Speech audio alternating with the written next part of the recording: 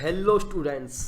चलिए, तो अपन पिछली क्लास में rate of reaction, rate of appearance, rate of disappearance की बात कर रहे थे। ठीक है, अब अपने पास ये एग्जांपल है। अपने पिछली क्लास में देखा था कि जब भी अपन रेट ऑफ रिएक्शन लिखेंगे तो दैट शुड बी इन मोल पर लीटर। ठीक है ना, मोल पर लीटर पर यूनिट टाइम।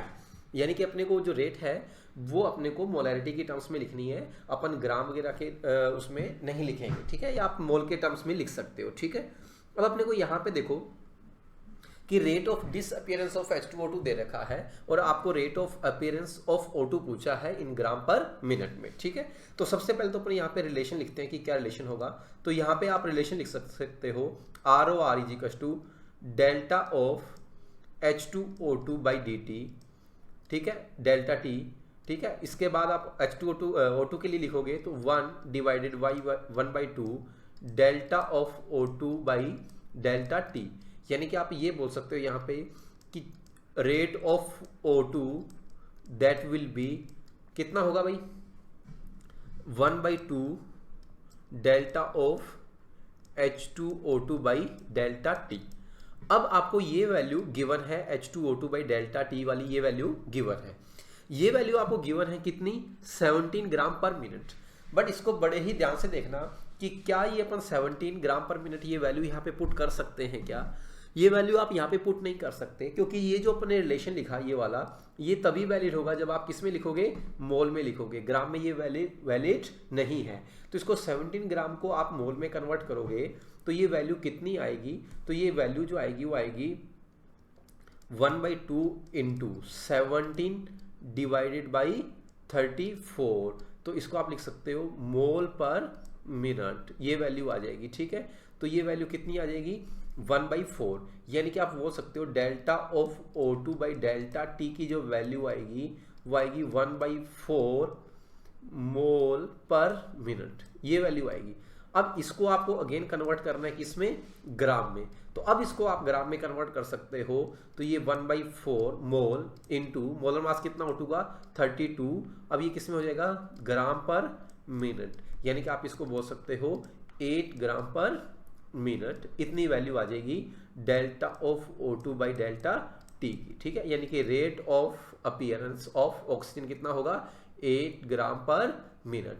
तो ये ध्यान रखना कि जब भी आपको रेट वगैरह गिवन हो तो ये जरूरी नहीं है कि आपको हर बार किस में हो, मोल में ही गिवन हो या कंसंट्रेशन के टर्म्स में ही गिवन हो।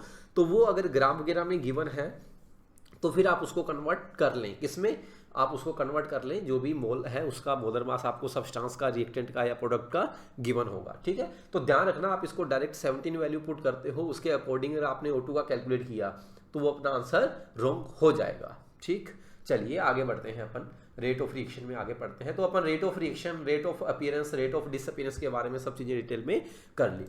अब अपन बात करते हैं कि रेट ऑफ रिएक्शन है ना, वो दो टाइप का होता है। ठीक है ना, तो जो रेट ऑफ रिएक्शन है वो दो टाइप का होता है। कौन कौन सा, रेट ऑफ रिएक्शन दो टाइप का होता है। पहला जो है वो है इंस्टेंटेनियस रेट ऑफ रिएक्शन।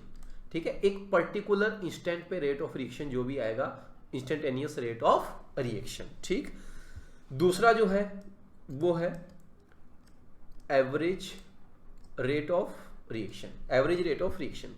तो ये जो आता है वो किसी पर्टिकुलर टाइम इंटरवल में आता है, पर्टिकुलर टाइम इंटरवल में जो एवरेज आता है पर्टिकुलर टाइम इंटरवल में, और ये आता है एट पर्टिकुलर टाइम, कि किसी पर्टिकुलर टाइम पे जो आएगा वो अपन लिखेंगे इंस्टेंटेनियस रेट ऑफ रिएक्शन। देखिए, अगर अपन सिंपल ग्राफ से स्टार्ट करें इसको, कि मान लो कोई रिएक्टेंट है।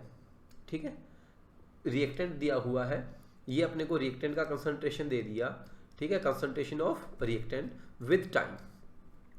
तो अगर अपन इसको इस तरीके से देखें कि लेट्स से ये कुछ इस तरीके से डिक्रीज हो रहा है, लेट्स से मान लिया कुछ। ठीक है, तो अपन देखेंगे कि किसी भी टाइम टी पे, T1 पे, ठीक है ना, किसी भी पर्टिकुलर टाइम T1 पे, जो पर्टिकुलर टाइम T1 पे है, इस टाइम T पे, तो इस टाइम T1 पे जो इसका कंसंट्रेशन है वो अपन लिख देते हैं कितना, C1। इस टाइम T1 पे कितना कंसंट्रेशन, C1। फिर अगेन अपन लिखना चाहें कि इस टाइम T2 पे जो कंसंट्रेशन है वो कितना है, इस टाइम T2 पे जो कंसंट्रेशन है वो आपका है C2।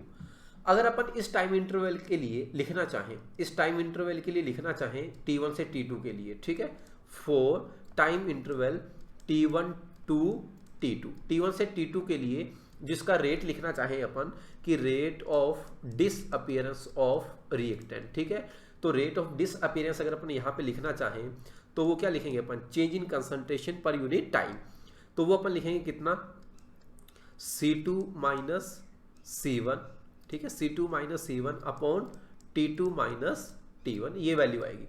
अब अपने को पता है कि ये रिएक्टेंट के लिए लिखा हुआ है ऐसा, तो रिएक्टेंट के लिए ये ग्राफ था, तो रिएक्टेंट के लिए कंसंट्रेशन क्या हो रहा था, डिक्रीज हो रहा था, बट रेट तो ऑलवेज कैसा आएगा, पॉजिटिव, है ना।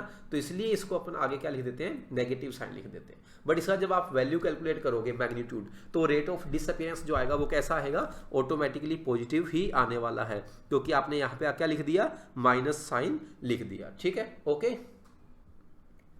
ठीक है। तो इस तरीके से जो अपन ने रेट कैलकुलेट किया, ये पर्टिकुलर टाइम इंटरवल के लिए है। तो ये जो पर्टिकुलर टाइम इंटरवल के लिए, कितने टाइम इंटरवल के लिए, T1 से T2 के लिए। तो ये जो T1 से T2 एक इंटरवल है, तो इसके लिए जो अपन ने कैलकुलेट किया, इसलिए इसको बोलते हैं average rate of disappearance, average बोलते हैं, ये T1 से T2 का है, ठीक है ना, इस तरीके से अपन इसको बोलते हैं। तो ये अपन ने किसी भी रिएक्टेंट के लिए अपन ने कैलकुलेट किया है। सिमिलर इसी तरीके से अपन क्या कर सकते हैं कि किसी प्रोडक्ट के लिए भी अपन फाइंड कर सकते हैं कि प्रोडक्ट का अगर ग्राफ दिया हो तो प्रोडक्ट के रिस्पेक्ट में अपन कैसे कैलकुलेट करना है। तो प्रोडक्ट के रिस्पेक्ट में अपन कैसे कैलकुलेट करेंगे रेट, ठीक है ना। चलिए देखते हैं अपन इधर कि प्रोडक्ट के रिस्पेक्ट में कैसे हैं। तो अगर अपन प्रोडक्ट का इस तरीके का कुछ ग्राफ वगैरह अपलोड करें, ठीक है ना, कंसंट्रेशन ऑफ प्रोडक्ट का, कि अपने पास कोई प्रोडक्ट है इस तरीके से, उसका कंसंट्रेशन अपने को गिवन है और विद रिस्पेक्ट टू टाइम। अब अपने को एक चीज तो पता है कि जो प्रोडक्ट का कंसंट्रेशन है वो विद टाइम क्या होगा, इंक्रीज होगा। अब प्रोडक्ट का कंसंट्रेशन विद टाइम इंक्रीज होगा, तो इंक्रीज होगा लेट से किसी भी तरीके से इंक्रीज हो सकता है, लीनियर, किसी कर्व के अकॉर्डिंग। लेट से अपन ने मान लिया कि किसी इस तरीके से इंक्रीज हो रहा है प्रोडक्ट का कंसंट्रेशन विद टाइम। अब अपने को एक चीज देखनी है कि प्रोडक्ट का जो कंसंट्रेशन है, लेट से किसी टाइम t पे, ये मान लो कोई टाइम पर्टिकुलर अपने को टाइम दे दिया T1।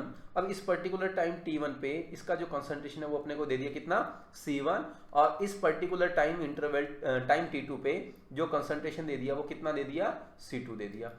अब इसके लिए अगर अपन लिखना चाहें कि rate of disappearance of product, sorry rate of appearance लिखेंगे प्रोडक्ट के लिए, rate of appearance of product. तो अब प्रोडक्ट के लिए रेट ऑफ अपीयरेंस लिखना है अगर अपने को, तो वो कैसे लिखेंगे, ठीक है। T1 से T2 इंटरवल के लिए अगर मान लो अपने को दे दिया time interval for T1 to T2, तो वो कैसे लिखेंगे, चेंज इन कंसंट्रेशन।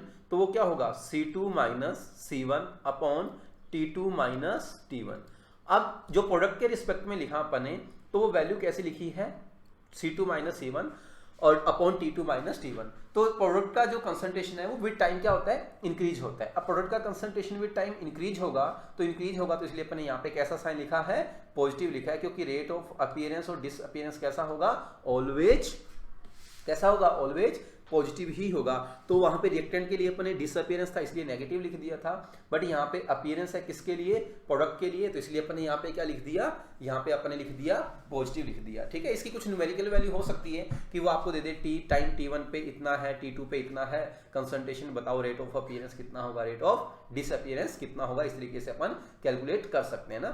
सिंपल है कि जैसे मान कोई भी अपने को न्यूमेरिकल दे दे, एग्जाम्पल ऐसे इधर लिख लेते हैं अपन कोई भी एग्जाम्पल, कि अपने को कुछ इस तरीके से दे दिया, ठीक है ना, कि अपने को किसी प्रोडक्ट के लिए दे दिया या रिएक्टेंट के लिए दे दिया, कोई फर्क नहीं पड़ता, ठीक है। अपन मान लो लेट से अपन ने किसी प्रोडक्ट के लिए अपने को दे दिया, तो अपने को पता चल जाएगा कि इंक्रीज हो रहा है, तो इसका मतलब क्या है, प्रोडक्ट ही होगा, इसलिए अपन कैलकुलेट कर लेंगे प्रोडक्ट के रिस्पेक्ट में। तो मान लो अपने को किसी प्रोडक्ट P का कंसंट्रेशन दे दिया with respect to time T, और अपने को बोल दिया कि कुछ इस तरीके से है, कि इस तरीके से चेंज हो रहा है। मान लो अपने को टाइम दे दिया कितना, ये दे दिया 5 मिनट, और फिर यहाँ पे आपको दे दिया 10 मिनट, ठीक है। तो 5 मिनट और 10 मिनट इस तरीके से बना के दे दिया। अब आपको 5 मिनट पे बोल दिया कि इसका जो कंसंट्रेशन है वो कितना है, 0.5 मोलर है, और जो है इस पे कितना है, 0.6 मोलर है, ठीक है। तो इस तरीके से कंसंट्रेशन दे दिया। तो फाइंड द, ठीक है, find the rate of appearance of product, ये आपको फाइंड करना है, rate of appearance of product. तो कैसे फाइंड करेंगे, ठीक है भाई, रेट फाइंड करना है, तो वही delta C upon delta T, यानी कि C2 minus C1 upon T2 minus T1। तो C2 की वैल्यू कितनी है 0.6, C1 की वैल्यू कितनी 0.5, कितना टाइम इंटरवल 10 से लेकर 5 से कितना 10, यानी कि ये आप लिख सकते हो 5। तो ये वैल्यू कितनी आएगी 0.1 डिवाइडेड बाई 5, इस तरीके से अपन इसको लिख सकते हैं। तो ये वैल्यू जो भी आएगी इसको अपन लिखेंगे मोलर पर, और किस में लिख देंगे मिनट में लिख देंगे, ठीक है। This is rate of appearance of product. तो इस तरीके से अपन कैलकुलेट कर सकते हैं किसी भी ग्राफ से। तो ये जो अपन ने रेट फाइंड किया वो कैसा रेट है, ये है एवरेज रेट। क्यों, क्योंकि अपन किसी टाइम इंटरवल पे फाइंड कर रहे हैं, तो जो इंटरवल में फाइंड करते हैं वो होता है एवरेज रेट, ठीक है। एवरेज मतलब किसी पर्टिकुलर टाइम इंटरवल में फाइंड कर रहे हैं T1 से T2, ठीक है। अब अपन बात करते हैं जो सेकंड रेट ऑफ रिएक्शन है वो कौन सा है, that is instantaneous rate of reaction, ठीक है। तो जो सेकंड अपने पास है, सेकंड वो है अपने पास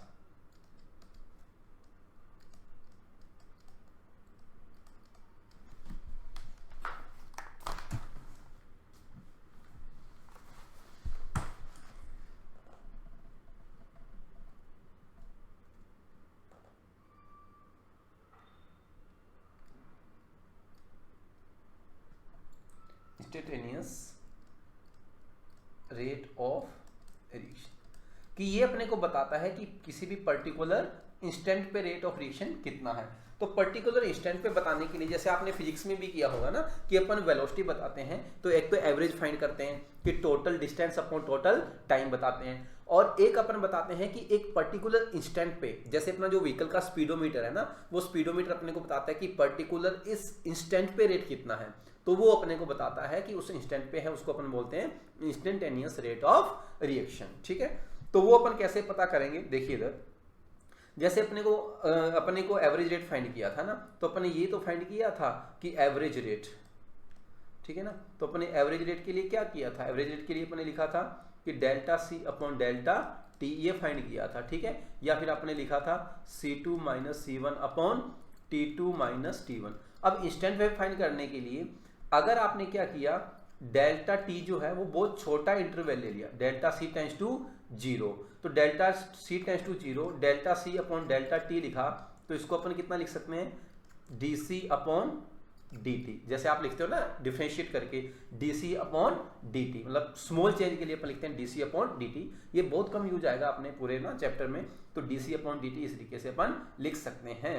तो dC अपॉन dt क्या बताता है अपने को, ये बताता है किसी भी पॉइंट पे स्लोप ऑफ किसका slope, concentration with time, concentration time graph, कि जो कंसंट्रेशन टाइम ग्राफ है उसका किसी भी पर्टिकुलर पॉइंट पे जो स्लोप है वो अपने को क्या बताएगा, उस पॉइंट पे पर्टिकुलर पॉइंट पे या उस पर्टिकुलर टाइम पे इंस्टेंटेनियस रेट ऑफ रिएक्शन, ठीक है। जैसे मान लो अपने को ये बोल दिया कि कंसंट्रेशन, ठीक है, और टाइम ग्राफ अपने को दे दिया, कोई कंसंट्रेशन और टाइम ग्राफ दे दिया कुछ इस तरीके से, ये वाला दे दिया अपने को, ठीक है। कंसंट्रेशन टाइम ग्राफ गिवन है। अब इसके मान लो किसी भी पर्टिकुलर पॉइंट पे, किसी भी पर्टिकुलर पॉइंट पे अगर अपने को बोल दिया जाए कि इस पर्टिकुलर पॉइंट टाइम पे टी पे अपने को बताना है कि रेट कितना है इसका, अपीयरेंस या डिसअपीयरेंस, ठीक है। तो इस पॉइंट पे हम बोलेंगे कि इस पॉइंट पे क्या ले लो, टेंजेंट ले लो, इस टेंजेंट का जो स्लोप होगा, ठीक है ना, इसका जो स्लोप होगा वही क्या होगा dC बाई dt होगा, और उसी को अपन क्या बोलेंगे कि इस पर्टिकुलर टाइम पे जो है इस रिएक्शन का जो अपीयरेंस रेट है या डिसअपीयरेंस रेट है जिस भी रिएक्टेंट का, वो अपन इस तरीके से फाइंड कर लेंगे। तो ये बहुत कम यूज होने वाला है अपना, ज्यादातर अपन एवरेज रेट की ही बात करेंगे, ठीक है। तो इस तरीके से अपन लिख सकते हैं। तो जो रिलेशन और जो भी अपने वैलिड थे एवरेज रेट के लिए, वो सेम चीजें अपनी वैलिड है किसके लिए, इंस्टेंटेनियस रेट ऑफ रिएक्शन के लिए, ठीक है। तो इस तरीके से दो टाइप की रेट ऑफ रिएक्शन अपन ने पढ़ी, average and instantaneous rate of reaction. Average एक पर्टिकुलर टाइम इंटरवल के लिए, और इंस्टेंटेनियस रेट ऑफ रिएक्शन जो आता है वो कैसे आता है, वो आता है एक पर्टिकुलर टाइम पे, ठीक है। तो इस तरीके से याद रहेगा आपको, दो टाइप की अपन ने रेट ऑफ रिएक्शन पढ़े हैं। और फिर इनमें जो रिलेशन लिखा किसी भी रिएक्शन के लिए, rate of appearance, rate of disappearance, है ना, रेट ऑफ रिएक्शन, तो वो रिलेशन बहुत इंपॉर्टेंट है, उस पर बहुत अच्छे क्वेश्चंस बनते हैं, तो वो आप ध्यान दीजिए उनको अच्छे से। फिर अपन पढ़ेंगे कि जो रेट ऑफ रिएक्शन है उसको इफेक्ट करने वाले फैक्टर कौन कौन से हैं, किस तरीके से रेट ऑफ रिएक्शन जो है वो इफेक्ट हो सकता है, कौन कौन से फैक्टर्स जो हैं वो रेट ऑफ रिएक्शन को इफेक्ट कर सकते हैं, कौन कौन से अपन को स्टडी करने हैं, उनमें से कैसे करते हैं, ठीक है। तो ये अपन करते हैं अभी नेक्स्ट में, बट अभी तक आप इतना अच्छे से करके आइएगा।